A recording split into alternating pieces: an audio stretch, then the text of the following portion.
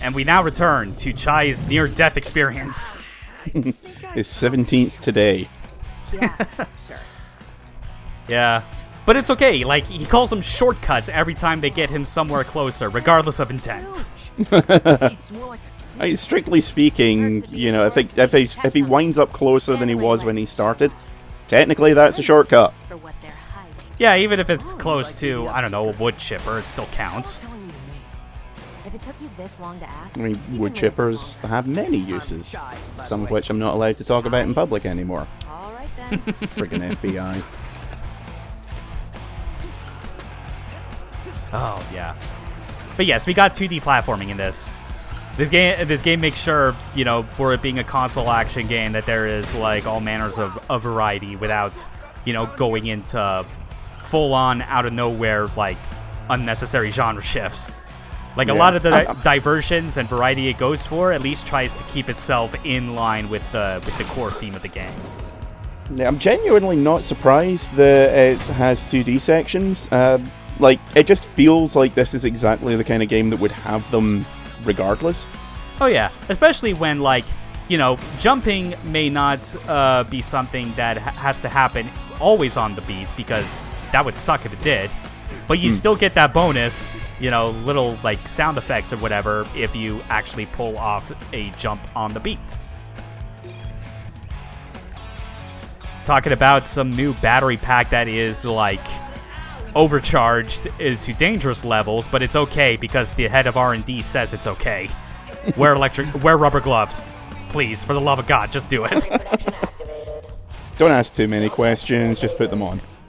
And a not-so-subtle video cut right there, because I took damage on this next section, and that's another one of the stipulations I have set for myself. In addition to doing the S ranks, I decided, just to prove that it's possible, I no-damaged all of these chapters.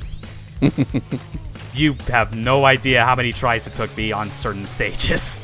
You do not want to know. No, there is a reason why I don't do no-hit runs on anything. Yeah. And that's because my blood pressure is high enough as it is. Hey, cool. What's that? But yeah, that was a nice segment, avoiding the lasers as they all moved to the music, like with a very specific riff designed just for that segment. The very nice thing about this, about the music in these tracks is that, yeah, they do progress, they do evolve as you go through the stage, while also showing dynamic properties when you're in combat. It's the sort of thing where, like, it basically does the dynamic music of, like, battles in DMC5 the way that it should have been.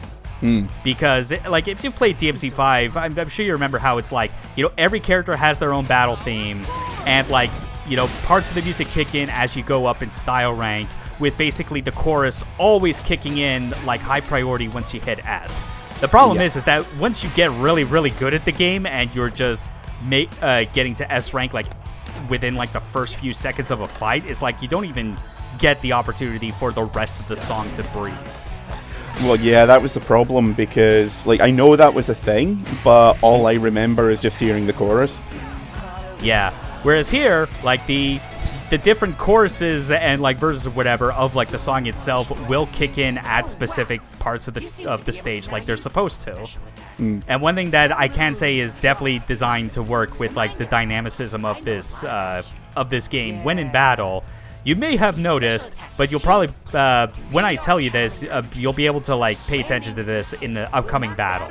But when you get to style rank of A or above, the junk guitar that Chai is holding will suddenly look like an actual V guitar. Nice, very Philly-Cooley.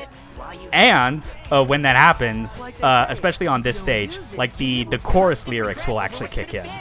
Oh, cool. Yeah, otherwise, the chorus instrumental will play throughout always. Again, it is a much better implementation of the idea of dynamic music in an action game like this. Yeah. Like, it was a nice attempt in DMC5, but obviously it's been years since then, and goddammit, we need more pure action games to pick up the slack. I mean, just give me more action games with music that makes me feel like a badass. Is really all I want. Yeah. I mean, this game will do it. Oh, yeah, it's proper guitar now. Okay. Oh yeah, it actually does kick it. It does change to a proper guitar at B, not A rank. But A rank, now you hear the lyrics. Yeah. All the layering as you go up in style rank feels so good in this game. Also, because it's a style rank, as you might have noticed, I am doing my best to make sure I do not do the same combo twice in a row, because you do get like a negative multiplier when that happens. It's like 0.7 when that happens. And of course, once you get to S rank, the crowd start chanting. Yep, they all start chanting your name. You start feeling like a rock star. I mean, yeah, we all know that's what Chai wanted to be, but like he obviously had no idea that this is what it was going to entail. End of life for old Vandalay Robotics, sending out this email as said robot is literally on the conveyor belt leading to the scrap heap. Rip. Like, yeah, these logs are super funny. There's one that is like super important that I need to give special mention to when we get to it a few tracks from now, because it plays into a long-running joke that actually gets like more acknowledgement in the main cutscene, but the origin of it only exists in that audio log, not audio log, that text log. So if you read it, that suddenly makes the jokes about it in the cutscenes that much funnier.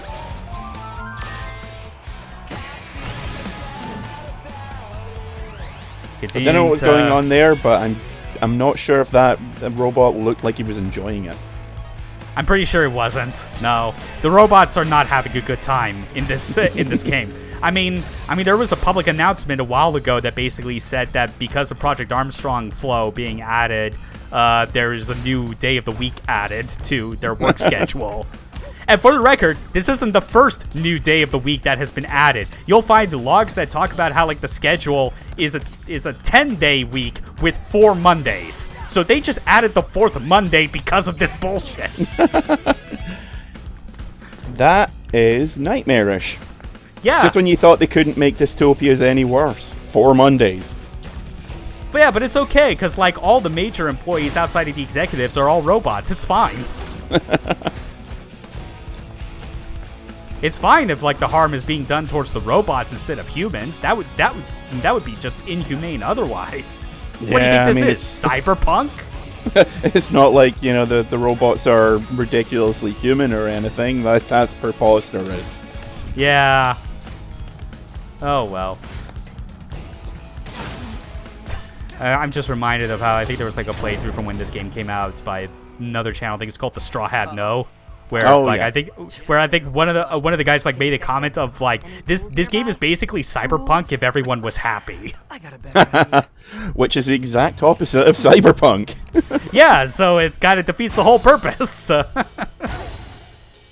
you go, more dedicated rhythm sections with, you know, makes sense that QTEs would qualify as that if we're being honest, because it is about pressing a button with timing. That, I'm going to say, is just common sense, and shocking that more games don't do that. Yeah. I do also like it as well when, like, QTEs like that are willing to be more playful with, like, the placement of the button prompts. Because you don't want the situation where, like, you're just staring at the exact same center and, like, being completely oblivious to everything else on screen. Yeah. One of the God of War games did it well, where the button prompts actually appeared the top, bottom, left, and right of the screen in accordance with where they were on the controller. Yeah. The DLC for Oster's Wrath, I remember, actually did that to extremely great effect. Oh, like, yeah. Like if you're doing like the rapid punches, you know, you would just see like an entire line of bees, of like B button prompts or whatever, just going all over the place.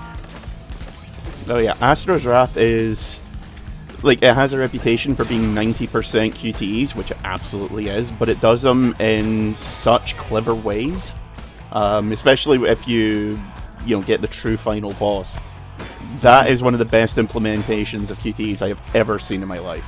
Oh yeah, like it barely qualifies as a game, but what it's doing is entertaining enough that it is worth doing for at least once. Yeah.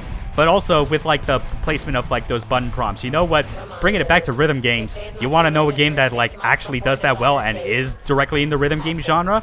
The Project Diva series. Hatsune Oh Miku. yeah. Yeah, I which tried is like one of those recently. Could not really get to grips with it. I was only playing it for like half an hour. Yeah, I mean, I like those games a lot, and like it does it really well because there are like full screen music videos going on in a lot of those songs anyway. So it would suck if you were having to focus your attention on just a small part of the screen while you can't watch, like the other stuff that's going on. Yeah. Well, I mean, it's got a music viewer mode for a reason. Oh yeah, it does. Anyway, first big enemy. This game does have stagger mechanics. It's called the stun gauge. You got to fill it up, and once you're able to do that, your attacks will be able to like interrupt enemy attacks and whatnot, as well as opening them up for juggles. Again, standard stuff. Admittedly, I think kind of a mechanic that I find a bit more overplayed these days, especially in a lot of other stuff, but I mean, it works fine here just because you get tools as the game goes on that makes like that whole stun gauge like not a chore to fill up. Like you can really stack a lot of damage when you know what to do. Anyway, more bickering between the company executives. Rekka's not a fan of cheese. Is what I'm getting from that. And Roquefort is just not a fan of anything that isn't immediately producing money. He's on that smegma male grind set. Yeah, I mean, like, oh yeah, all the executive heads are such are such cartoon villains. They're fucking great. Like you've already seen Rekka like talk earlier on in production. Like she is all about being the wrestling hype woman rather. Who's just super aggressive all the time. Get it done. No defects. I'll get back to work. Just one more. Vaser, I don't know what to tell you. Rhythm games are not for relaxing, my dude. Oh hell no. You might as well be playing like an idle game, like a clicker or something. I was playing Clone Hero, the Guitar Hero Rock Band copy for the PC, and I've got a smartwatch, and I was playing Ace of Spades by Motorhead, and checked my heart rate in the smartwatch, and it was in the 180s. Oh boy. I don't think that's healthy. Is that healthy? Yeah. I mean, I guess it depends on what difficulty you were playing it at. Well, it's basically like Stepmania for Guitar Hero, so Extreme is default. Ah, there you go. That explains it. Like there is no easy when it comes to these kind of games. Fair, yeah. But yeah, we got some extra combo tutorials, which are actually optional because you could just walk past them if you want. But these are like just explaining that you have these extra combos besides just mashing heavy or just mashing light. You can mix and match.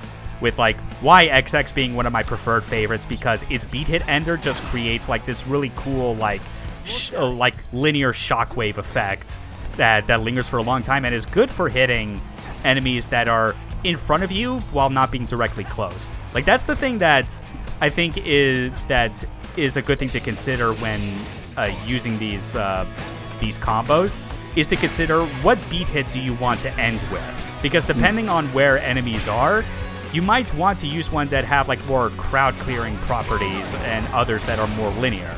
Like XYY, for instance, that was one in the tutorial. Its beat hit literally creates like multiple shockwaves that kind of go in an outward radius in front of you. And then there's a beat hit like that, where if you hit it on an enemy that will kill them, or if they're already dead, they get a little sound effect where they just fly into the sky and explode like fireworks. It's beautiful. Team rocketing off into the stratosphere. Hell yeah, you know it. Also, some of these fights, in order to reset conditions as they spawn in new ones, you'll get those little like interlude cutscenes where it just shows Chai and 808 doing something cool or goofy or something. Usually both, from what I can tell. Oh yeah. Oh, just wait until you see the best one with 808, where it's just her playing air guitar. Nice. Yeah, again, 808 is the best character, which makes sense. She's a cat. Well, I can't say that I'm not biased in that respect. Or me. Fun fact, though, about like the cat, specifically with 808 being a black cat. If you remember from Evil Within 2, like when you were in like the hub safe area, there was a little black cat with a red ribbon that I think was supposed to be like another form of Tatiana. It shows up in the DLC for the first game. It's got some connection to Julie Kidman. Okay. I can't remember if they explicitly state what it is, but it shows up as sort of like her avatar, for lack of a better term, in the first game. Oh, that's a nice Trojan horse. Yeah. But yeah, like the connection there with it being a black cat is that John Johannes, growing up, actually did have a pet black cat. Oh, that makes sense. That's why every directorial work that he has been on, where he's been in charge of it, has a black cat. Makes perfect sense to me. Anyway, fuck your boxes. Give me gears. No, my horsey. At least Oscar's being chill about it. May have destroyed me stack, but my memories remain. Oh, what a good job it was. Ah, that's very nice. Beat his head in! Yes, quite a lot. Please, I have work to do. Oscar's always programmed to find the good work in anything. He'd probably say he'd probably say something was a fine job, even if it was like some sort of human atrocity. You've dismembered all the children in the forest, but you did it with panache. Someone put a bomb in the logic circuits. What a good job it was. They managed to filigree the detonator. I don't know how they did that, but 'tis a fine job. A supercomputer made of 1 billion potatoes. More than is possible to grow on the Earth. I don't know how they did it. Oh, that is a fine job they did. We should probably stop there, because that'll be the rest of the LP if we don't. Fine. Well, that's gonna be it for this fucking video, because up next is boss time. I hope you're ready for that. If you were pleasantly surprised by like the first choice of licensed music, oh boy, get ready to hear me like gush about how much I fucking love the licensed music choices in this game. All I can say is, you ever want to tread Reznor in more games? Yes.